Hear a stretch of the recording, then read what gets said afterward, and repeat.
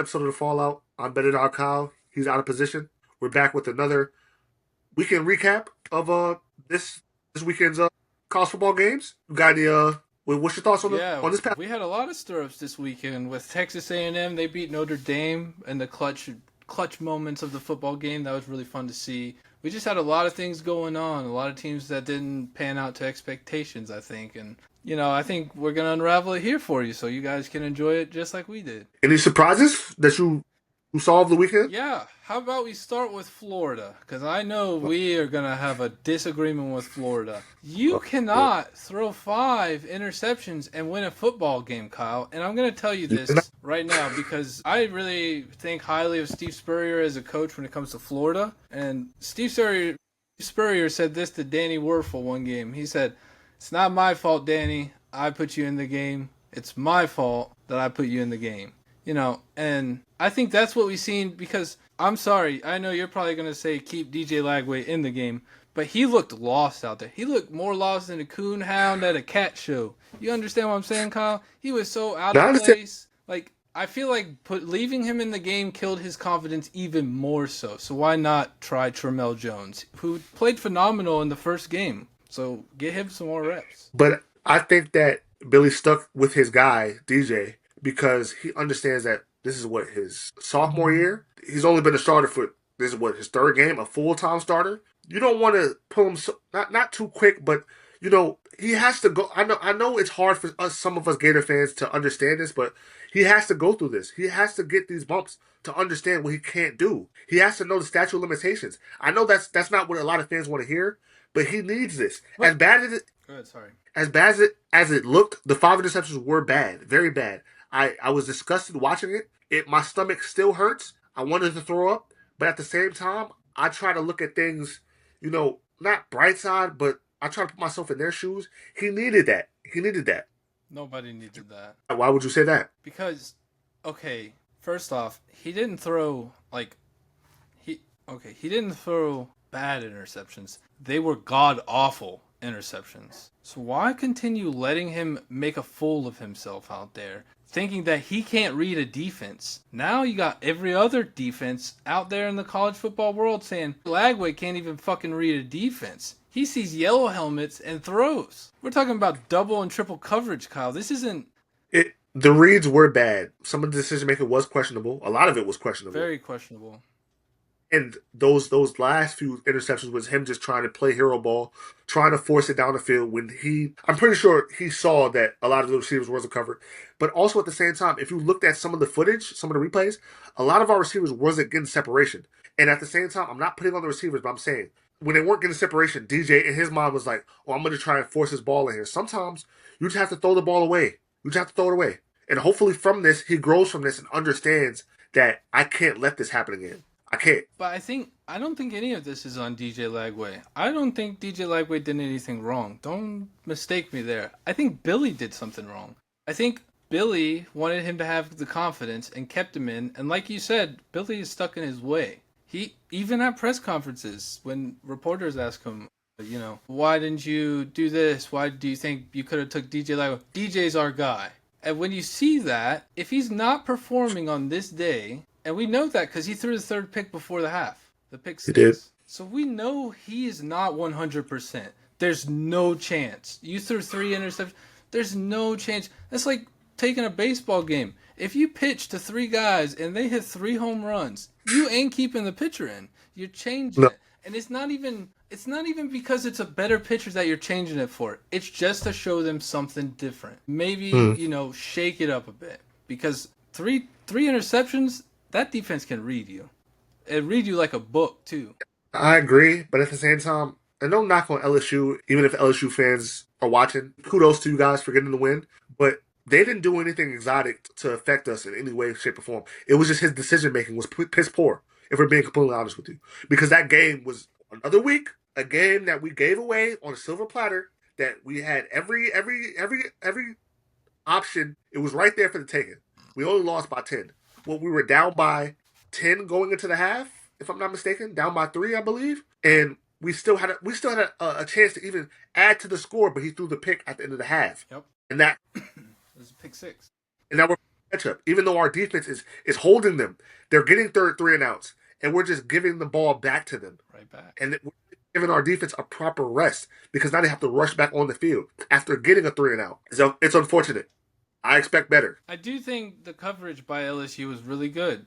I think the screen coverage was really good. They covered every receiver almost every time, it seemed like. I would also want to add that our offensive line, 77, he has to stop holding. They all have to stop holding. They should not be this after fall camp and all of that. All these camps that they've been through before the season started, we should not be having these issues where holding is getting called every other play because we're taking 5 steps forward and 80 steps back. We're just hurting ourselves. There's no movement there. There's no cohesiveness there. We're playing. It's so unwatchable to see. It's so unfortunate to see because it's almost like we're hurting ourselves. We're playing better defense against ourselves than what they're doing. Oh yeah. I'll say this because last year we had issues with penalties, but we didn't have issues like we have this year. This year we have the holding issues, and it all comes from when DJ's moving out of the pocket. They're holding on, and I don't think they were trained for that. I think they thought they were going to build a pocket for DJ. DJ gets the ball out of his hands quick when he's able to. I mean, we're talking 1.67 seconds. This is fast. So last year they didn't have to. He was slinging it. It was. It's just like you said, Billy needs to really. That's another thing I don't like about Billy, though, is because he said, we have to find, and this is a press conference they posted like 2 hours ago. He said, we have to find our identity within ourselves. But I feel like you should have done that on the off season. You should have had some sort of form of identity. You should have had something planned out, like it just doesn't I feel agree. it doesn't feel like what they've been working on all off season is translating to game time. That's when it really seems like when it comes to offense. The defense looks stout. It looks amazing. I have no issues with the defense at all. It's all offense. And a lot of it comes down to play calling too because Billy calls these redundant plays. And they are very redundant. That's just what they are, Kyle. It's run up the middle, check down pass, screen pass. That's it. It's predictable. So predictable. A lot of the defense, I feel like they know what. I feel like they already know we're gonna run before we even run it because it's just like it's so vanilla. Like it's nothing exotic. Like we're not opening the play. We have all of this speed, and you're telling me we can't find a way to use it. I'm tired of seeing Trey Wilson. If I see another Trey Wilson fucking bubble screen, or I'm gonna throw my fucking TV into the fucking lake because this is ridiculous at this point. We have guys that have been here for 2 3 years who can run the full route tree, and you're not even giving them a chance. Why aren't you giving? Why doesn't Billy Napier see that potential with him? He doesn't see. It's almost like he doesn't have the confidence for them, and that's really depressing, Kyle, because that's where your confidence man is supposed to be at the top. It's I feel like he's putting a restriction on them to where it's like you're only basically telling them like these are like the 4 plays that I'm running for you and that's it. And it's like damn, like I know that Trey Wilson could get up the field. I know Aiden Mizell could run inside and run outside, and we're not seeing it. Like the Aiden Mizell touchdown, I wanted to see more of that. That's a big body receiver who can go up and get it. Give him a chance to go up and get it. What's the worst that can happen? He's already thrown multiple picks. At least give him a chance in the beginning of the game, not at the end of the game where we have to fight our way back. I don't want to see that. I want us to start off fast, not having to be trailing and then try to scratch and claw our way back into the game. That's not.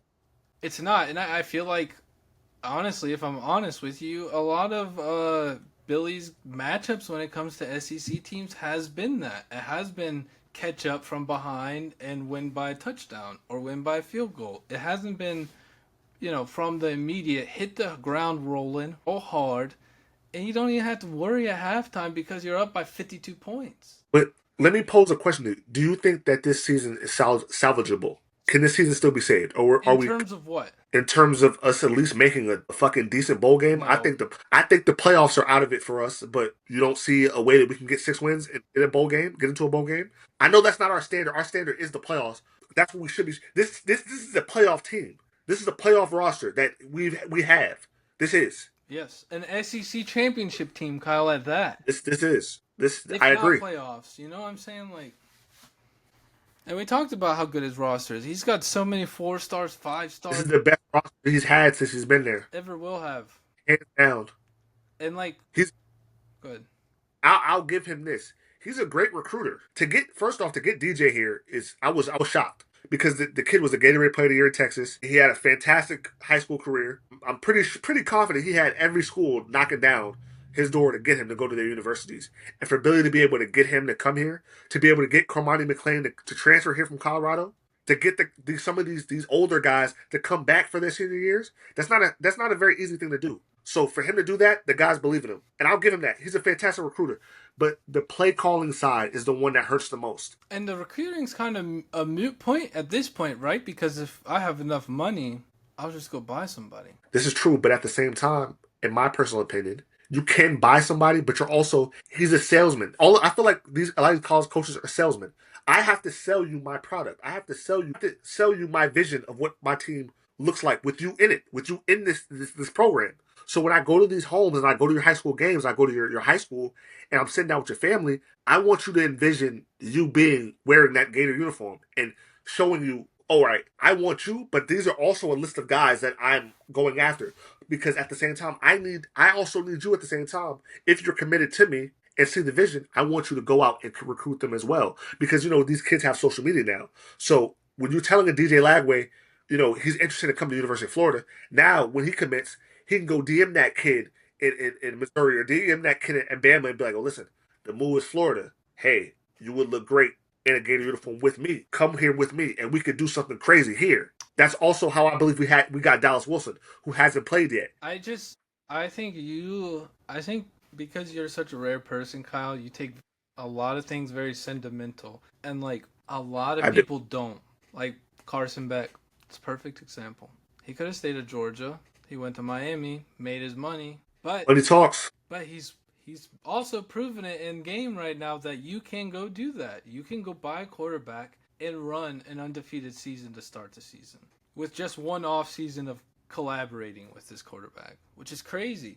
Which they had a great game. Let's get off of Florida. It's a depressing story over there. It's hailing. It should just be a hurricane over the Gainesville right now at this point until they start winning football games. But USF looked like garbage. They got dog walked by Miami. They, And I think that's rightfully so. They just were the better team out there. They could score. They held. The defense looks impeccable. I would agree. Miami beat them so bad that they're not even ranked anymore. They could out of the poll. So the Cinderella 2 weeks that they've had, it's over. Now they're back to reality. And Miami did what they were supposed to do. They beat up on a I don't want to say underperforming team because they no disrespect to them. They did perform well It's an for those first two. underdog team, though. But they showed we're better than you guys in every aspect of football. Right. And you guys they showed them that they don't belong on the same field as us. And then I think we were talking earlier about Texas A&M, how they clutched up. I don't even know what it was. It was just a touchdown, right? They clutched up a touchdown at the last couple seconds of the game. Man. I'm surprised they would be more prepared. They were in the semifinals of the playoff last year. Yeah. They starting this year 0-3.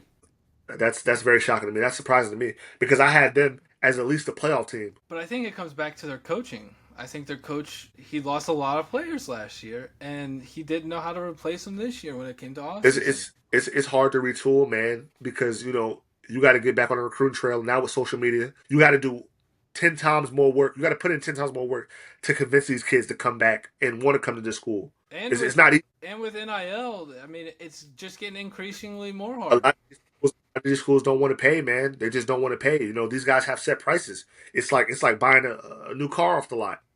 Right. You know, for some of these guys, it's like buying a used car because the guys that's been in college for 3 to 4 years, you gotta reevaluate them and understand like, all right, you've been in college for a few years, you may battle some injuries. Do I really believe that you can come in and help my program? Or maybe I should go get a freshman or go get a junior or a sophomore who has a little bit less wear and tear on their bodies. Right. And then I don't know if you caught the game between South Carolina and Vanderbilt. Phenomenal game. Mhm. Lord Norris Sellers, he got knocked out the first quarter, I think, with a target. And that some people had him listed as their Heisman candidate. That's a big blow to the South Carolina Gamecocks. That's their best player. Oh, that's their only player in my eyes. But Diego, he had a phenomenal game for Vanderbilt. It did his thing. And that's what pisses me off, Kyle. If we're going to have a worse season than Vanderbilt, something's wrong. Yeah, nah. The bar is set very, very low because Vanderbilt is a very smart school. They're not known for athletics. None at all. And then To see Vanderbilt and us in the position that we're in, it's not pleasant. it's It's not not a a good pleasant sight. feeling. It's a terrible feeling. And then you had Georgia and Tennessee. That was a really good game. It went to the first Oh, overtime.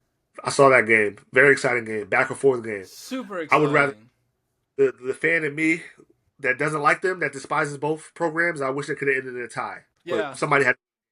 somebody did. And I'm upset that it was Georgia, but it had to be somebody. So Mm, we play Georgia. We play both of them at Florida. So got to be prepared for that. And I think Billy needs to mhm. take this week and really hammer that in if he wants to give his all for this season for the Gators. What do you believe that are keys to just transitioning to us? This weekend against Miami. What do you think our keys to victory is? Showing I up. know that. You got to show up like you were trying to get the championship. And me and you have watched Tebow play. We watched Tebow from a younger age. And we went back and rewatched him. That guy had so much passion. He was handing passion out to teammates to carry around for him. I don't He see was. that when they're out on the field right now. And I miss that. That's what I miss about Florida football is the passion that went into it. Hey, Tebow's yelling. Doesn't look as passionate as we thought he was going to be. He almost looks like a robot, very emotionless out there. And that could be Mhm. because Billy is emotionless. I mean, I'm not sure. But I want to see the passion come back to football. I'm just tired of the. I feel like at some point in time, as fans, like the press conferences of saying like we're gonna get this right and we're gonna be better. I'm tired of hearing it. I just need to see it. Like I need to see it. And for these last 2 weeks, I haven't seen it. There's no way. If you would have told me before the season started that we would have lost to USF and we would only scored 10 points against LSU in their house, I wouldn't believe you. I would call you a fucking liar, especially with this. Excuse my French, but with the team that we've accumulated had us me so hyped and excited for this and so juiced up for the season that going into this Miami game, I just don't know which Florida team's going to show up. I really don't know. I'm hoping. I'm always optimistic, but at the same time, what I've seen these last 2 weeks doesn't give me anything to ride home about. I could be wrong. I could be wrong. We have time to see. Saturday's a few days from now, but we'll see then. But for right now, I don't. The ruling is still out. I just don't know. I mean, we all could be wrong in everything we're saying. I mean, at any I point in want to be time. them to prove me wrong. I want them to prove me wrong. But I mean, look at Arch Manning. Everybody got that one wrong. 11 for 25 against UTEP. Come on, buddy. They compare them to Tebow. I mean, come on. Let's get real. You throw your arm like your arm stuck in a damn chicken wing style. Like It's the last name, but at the same time, I feel like this is the internet did this to him. it's the media. It's the media. With him actually not having proven anything yet. But the last name on his back, him being okay in high school, that elevated him to a status that he wasn't prepared for, and he didn't Right. ask to be. He kind of feel sorry for the kid because he didn't ask for this. No, They kind don't ever feel sorry for somebody that makes millions of dollars doing anything. Don't ever feel of sorry. okay. They could do anything. They You could got go you collect got me on garbage, that one. bruh. I can't disagree with you on that one. Yeah, You got me on. bruh.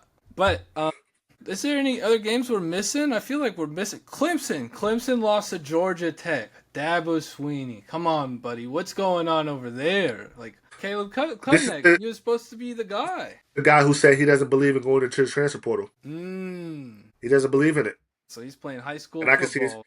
I could see his biting him in the ass. I mean, you got to like you said though, if that's his program, he's got to run it his way. These coaches, they have a certain philosophy that they're just going to die on their sword. They just stand for what they believe in and not move. They're not moving their mind off of that. They will live and die by this. I feel like that's Billy when it comes to play calling, Kyle, if I'm honest. Like, It's a lot of coaches. It's a lot yeah. of coaches. A lot of guys give up that power because this is what got me here. Mm. When he was at the Cajuns in Louisiana, when he was with them, he was a play caller, and this is all he knows. He's in his mind.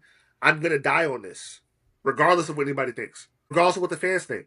It's all he's done. It's not all he knows though. But this is true. In some ways, I respect it. Regardless, in spite of all of the things that we've been dealing with, listen, man, if he gets fired on this or he succeeds, this is his way of doing it. We just got to just sit and watch Yeah. and hope for the best. There's not a whole bunch of coaches I want to replace right now. I know I see the list, you see the list. Let's not even talk about a list though, because it's all garbage. Pretty much, in my eyes at least, it's pretty For garbage. right, until further notice, he's the head coach of the Florida Gators, Yes. and there's nothing. The best thing that we can do, and this is what I say to a lot of the fans: you're a Florida Gator fan. You're supporting the Florida Gators, no matter who's the coach. If you're not going to support the coach, just support the players. Just put all your effort into them and hope for the best for them, regardless of how you feel about the coach. Because these are young men who, for some of these guys, they're not. A lot of these guys aren't going to go to the pros. So this is the highest of high football that they're going to play. Just get behind those guys and support those guys. I agree. I mean, I just think I think fair criticism is, a thing that's going to come their way because of how highly they talk about the program. I mean, Billy's always talking about how he's shaping the future of these young men. But shape some W's in the schedule. How about that? Like, let's see some W's. And then you could go teach biology or whatever the hell you're doing after practice. I don't know what you're doing, Billy, but that's all I got to say about that. Any last words? Yeah, yeah. If you guys wouldn't mind, go ahead and hit that like, subscribe, comment something that you disagree with us on, or But go ahead and hit that bell too while you're at it, like a raccoon at a dumpster at 2 a.m. behind the Piggly Wiggly. Okay, go ahead and do that for us. We need it. We need it. This has been another episode of The Fallout. I'm out of position. Well, damn, I'm out of position. Hey, he's out of position now. Hey, I like it, bro. Hey, we all out of position, baby. This has been another episode of Fallout. I'm Better Dog Kyle. He's out of position. We'll see you guys on the next episode. What you think?